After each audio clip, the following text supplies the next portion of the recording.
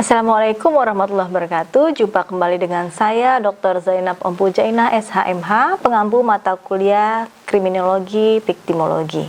Baik, pada hari ini kita pertemuan ke-10, kita akan membahas tentang perlindungan hukum saksi dan korban. Tetapi saya akan mengulas pertemuan kita sebelumnya, yaitu pertemuan ke-9, bahwa rumusan korban yaitu setiap orang mengalami penderitaan fisik maupun mental dan atau mengalami kerugian ekonomi dan akibat dari tindak pidana. Sedangkan hubungan viktimologi dan kriminologi bersumber atau berasal dari hukum pidana, di mana terdiri dari penologi, etiologi, dan viktimologi. Kemudian azas perlindungan bagi korban, yaitu salah satunya adalah azas equality before the law, atau yang sering kita dengar yaitu persamaan hak di muka hukum atau persamaan di muka hukum. Kemudian materi terakhir yaitu objek kriminologi, yaitu pelaku kejahatan, penjahat, dan orang telah melakukan kejahatan. Baik, kita masuk materi kita pada hari ini, yaitu pertemuan kita ke-10 tentang perlindungan hukum saksi dan korban. Kita akan membahas tentang perlindungan hukum saksi dan korban dan perlindungan hukum bagi pihak lainnya. Perlindungan hukum saksi dan korban diatur dalam Undang-Undang Nomor 31 Tahun 2014 tentang perubahan atas Undang-Undang Nomor 13 Tahun 2006, bertujuan untuk menutupi kelemahan-kelemahan yang diatur dalam undang-undang ini, yaitu tentang kelembagaan yang belum memadai untuk mendukung tugas dan fungsi LPSK dalam memberikan perlindungan saksi dan korban. Kemudian keterbatasan kewenangan yang menyangkut substansi penjabaran dari tugas dan fungsi LPSK yang berimplikasi pada kualitas pemberian layanan perlindungan saksi, korban, saksi pelaku, pelapor, dan ahli. Kemudian, selain itu juga, koordinasi antara lembaga dalam pelaksanaan pemberian kompensasi dan restitusi. Yang terakhir adalah perlindungan terhadap anak yang berhadapan dengan hukum. Pihak-pihak yang berhak mendapat perlindungan, yaitu saksi, di mana diatur dalam pasal 1 angka 1 Undang-Undang Perlindungan Saksi dan Korban. Kemudian saksi pelaku diatur di dalam pasal 1 angka 2 Undang-Undang Perlindungan Saksi dan Korban. Kemudian korban diatur dalam pasal 1 angka 3 Undang-Undang Perlindungan Saksi dan Korban. Kemudian pelapor diatur dalam pasal 1 angka 4 Undang-Undang Perlindungan Saksi dan Korban. Dan yang terakhir adalah ahli dan pihak yang memberikan keterangan. Pemahaman tentang saksi diatur dalam pasal 1 angka 1 dalam Undang-Undang Perlindungan Saksi dan Korban, di mana orang yang dapat memberikan keterangan guna kepentingan penyelidikan, penyidikan, penuntutan, pemeriksaan sidang pengadilan tentang suatu tindak pidana yang ia dengar sendiri, ia lihat sendiri, dan atau ia alami sendiri. Kemudian saksi pelaku diatur dalam pasal 1 angka 2 Undang-Undang Perlindungan Saksi dan Korban, di mana tersangka, terdakwa, atau terpidana yang bekerjasama dengan penegak hukum untuk mengungkapkan suatu tindak pidana dalam kasus yang sama. Sedangkan korban diatur dalam pasal 1 angka 3 Undang-Undang Perlindungan Saksi dan Korban, di mana orang yang mengalami derita fisik, mental, dan atau kerugian ekonomi yang diakibatkan oleh suatu tindak pidana. Pelapor diatur di dalam pasal 1 angka 4 Undang-Undang Perlindungan Saksi dan Korban, yaitu orang yang memberi laporan informasi atau keterangan kepada penegak hukum mengenai tindak pidana yang akan atau sedang atau telah terjadi. Ahli dan pihak yang memberikan keterangan, yaitu ahli dan pihak yang memberikan keterangan yang berhubungan dengan perkara pidana tersebut meskipun tidak ia dengar dan tidak ia alami sendiri sepanjang keterangannya berhubungan dengan tindak pidana yang bersangkutan. Perlindungan hukum saksi dan korban. Di sini ada klasifikasi hak, yaitu hak yang harus diberikan pada proses peradilan, sebagaimana diatur dalam poin 1 dan 2. Hak yang harus diberikan selama proses peradilan diatur dalam poin 3, 4, 5, 6, 9, 13, 14, dan 15.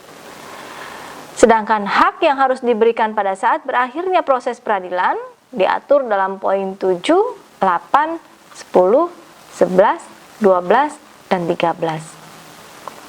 Baik, kita masuk dalam perlindungan hukum saksi dan korban. Terhadap latar belakang pentingnya perlindungan saksi dan korban adalah adanya perspektif pergeseran dari keadilan restributif kepada keadilan restoratif. Kedudukan korban dalam KUHP atau Kitab Undang-Undang Hukum Acara Pidana, yaitu belum secara tegas merumuskan ketentuan yang secara konkret atau langsung memberikan perlindungan hukum terhadap korban. Misalnya dalam hal penjatuhan pidana wajib dipertimbangkan pengaruh tindak pidana terhadap korban atau keluarga korban. Kemudian KUHP menganut aliran neoklasik yang antara lain menerima berlakunya keadaan-keadaan yang meringankan bagi pelaku tindak pidana yang menyangkut fisik, lingkungan, serta mental.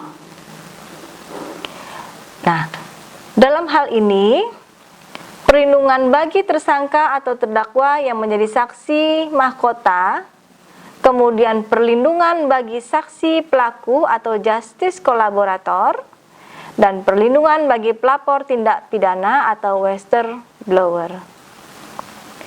Perlindungan bagi tersangka terdakwa yang menjadi saksi mahkota, yaitu saksi mahkota berasal dari bahasa Belanda, yaitu kroegekyu, di mana saksi yang sangat diperlukan untuk memperoleh bukti yang sempurna.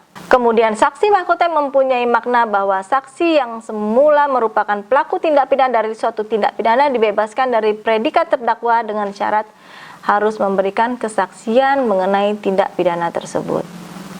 Perlindungan bagi saksi pelaku yaitu justice kolaborator, di mana justice kolaborator diawali dari pemikiran bahwa informasi dari seorang informan atau orang yang merupakan pelaku tindak pidana merupakan salah satu cara paling ampuh untuk mengungkap suatu kejahatan terorganisir. Nah, ini merupakan ciri utama justice kolaborator, yaitu merupakan pelaku kejahatan dan bersedia bekerja sama dengan penegak hukum untuk memberikan informasi, data, kesaksian, atau pernyataan yang dapat membongkar suatu tindak pidana. Justice kolaborator ini diatur dalam pasal 10 ayat 1 Undang-Undang Perlindungan Saksi dan Korban, di mana saksi korban, saksi pelaku, dan atau saksi pelapor tidak dapat dituntut secara hukum baik pidana maupun perdata atas kesaksian dan atau laporan yang akan, sedang, atau telah diberikannya kecuali kesaksian atau laporan tersebut diberikan tidak dengan itikat baik.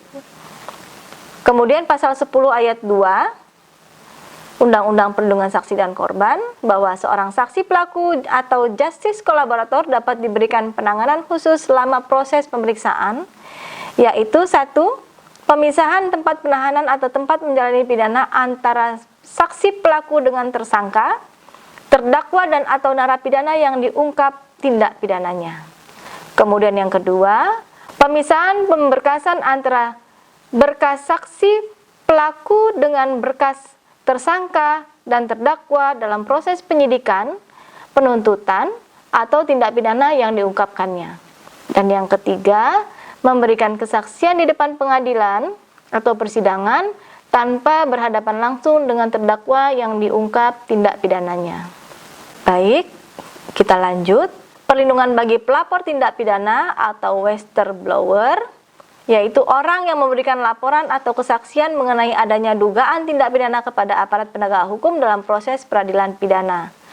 Atau dalam kata lain, kategori whistleblower adalah menyampaikan atau mengungkapkan laporan kepada otoritas yang berwenang atau kepada media massa atau publik dengan mengungkapkan kepada otoritas yang berwenang atau media massa diharapkan dugaan suatu kejahatan dapat diungkap dan terbongkar. Kemudian, seorang whistleblower merupakan orang dalam, yaitu orang yang mengungkap dugaan pelanggaran dan kejahatan terjadi di tempatnya bekerja atau ia berada. Baik, sebelum saya tutup materi ini, saya menyimpulkan dari materi kita pertemuan ke-10 ini, bahwa perlindungan hukum saksi dan korban itu ada pihak-pihak yang berhak mendapat perlindungan, yaitu saksi, saksi pelaku, korban, pelapor, dan ahli pihak yang memberikan keterangan. Demikian materi kita pada hari ini. Mudah-mudahan apa yang sudah disampaikan kalian dapat memahaminya. Terima kasih. Billahi taufiq wal hidayah. Wassalamualaikum warahmatullahi wabarakatuh.